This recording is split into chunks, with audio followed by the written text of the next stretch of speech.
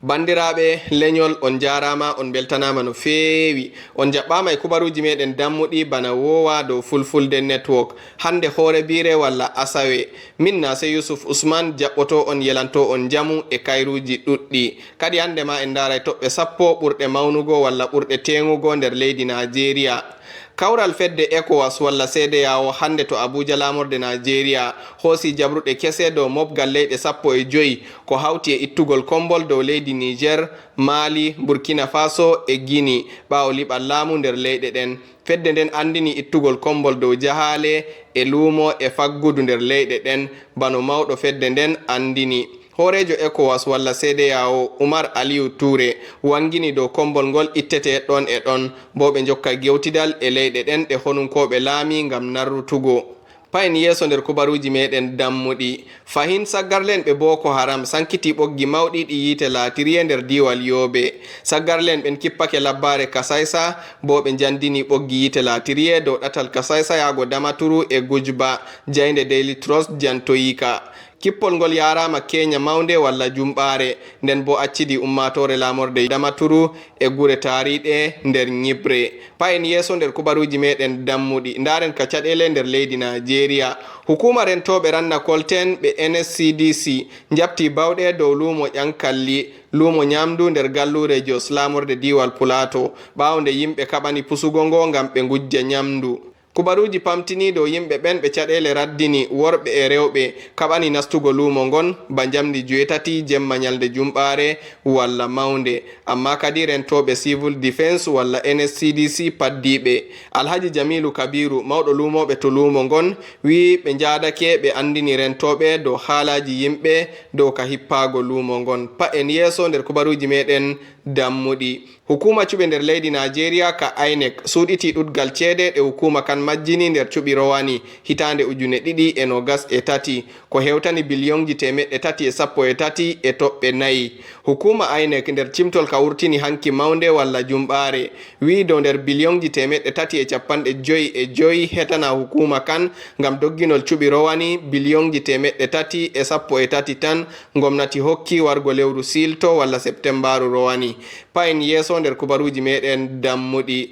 Gomnati leydi Nigeria andini dow hukuma tokkay nangugol lumoɓe ceede dow laabi ɗi kanayi e ma gaddanoɓe leydi ndin caɗele wo'itingol faggudu. Mohammed Idris jagorɗo walla ministajo wakkere cakol kubaruji e waytingo ummatore andini ka ɓawo kawral jagorɓe dow jabruɗe ñiɓitago faggudu Nigeria.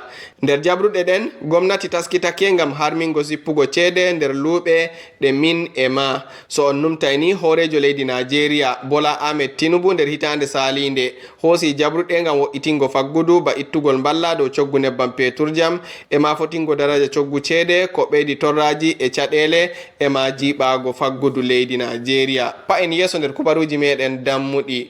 Nder jabruɗe ngam hoytingo mosle nder kuuɗe contract hukuma EFCC tefiri gomnati mobgal leydi e madalisaji leydi e hukuma kakkilano hasaria e kala gollirɗe nder leydi Nigeria fuu kokkita EFCC laɓɗum taskaramji hukumaji ɗin. Hukuma faddaki mosle kan wi hukumaji ɗin jawɗina dokkita bayanuji ɗin yaago go'ore lewru mboy tataɓuru. Payen yeso nder kubaruji meɗen dammuɗi. Balmanko'en mbari goto nder jeweɗiɗo gujjanoɓe to Buhari nder tayre Abuja lamorde leydi Nigeria nyalde 28 lewru bowte walla Disembaru hitande salinde. Balmanko'en ɓen gujjino jeweɗiɗo ɓen ha e cawuɗo walla redujo bo ɓe mbaggini dow ɓe mbara luttuɓe ɓen ma soni ɓe joɓa e miliyonji 250. Jagorɗo to hukuma pamara Buhari kan wi balmanko'en ɓen ƴowni ngam andingo kawade o layinka o gunyemi ɓawo nde gendi makko saldora yoɓugo ceede naira miliyonji 250. Payen yeso nder kubaruji meɗen dammuɗi kalen ka jangirle. Dental janginoɓe to jaaɓi hattirɗe Nigeria ngal asu tumi gomnati e foɗango janginoɓe e ma fukaraɓe caɗele nde o wolwa nyalde mawnde walla jumɓare nder kawral e jayndiyankoɓe ko lisal jaaɓi hattirde Lagos taskiti coordinator dental ngal professor Adela Dia Odukoya wi gomnati hollai wodi anniya ngam humtango janginoɓe jaaɓi hattirɗe kaɓɓodiral maɓɓe e gomnati. Payin yeso nder kubaruji meɗen dammuɗi, mawɗo honunkoɓe Nigeria Lieutenant General Taurid Lagbaja torake gomnati yoɓa ceede latiriye naira biliyonji 42 ko lamorde honunkoɓe tokkete ɓawo nde kampaniwa cendowa yiite nder gallure Abuja taƴi yiite to lamorde honunkoɓe ɓen. Lagbaja wi soyde yiite latiriye ngen waɗi guskije goɗɗe to sigorde guskije ɗen nyoli ko foɗi wankore gila marɓe ɗe. Ragare nder kubaruji meɗen dammuɗi, hukuma polisaɓe nder diwal Kwara Kenya maunde walla jumɓare andini dow polisajo goto nawnama nden julirde e motaji goɗɗi bonnama ɓawo wankore fukaraɓe jaaɓi hattirde diwal Kwara ngal. Wankore fukaraɓe ɓen fe'ake ɓawo kippanɗe hukuma EFCC e ka NDLEA to wuro Malete to jaaɓi hattirde nden tawa nyalde jeslare walla alarbare salinde. Kerol kubaruji ɗi mi wawi waddango on hande hoore bire walla asawe. Jango so Allah hewtini yonki on nanay kubaruji goɗɗi dammuɗi cahiɗi e ɗemgal fulfulde. On gettama sanne e wondugo e am. Kadi so kubaruji ɗi pottani on kolle alama on giɗi. Min na se Yusuf Usman yelanto on jamu e kairuji ɗuɗɗi.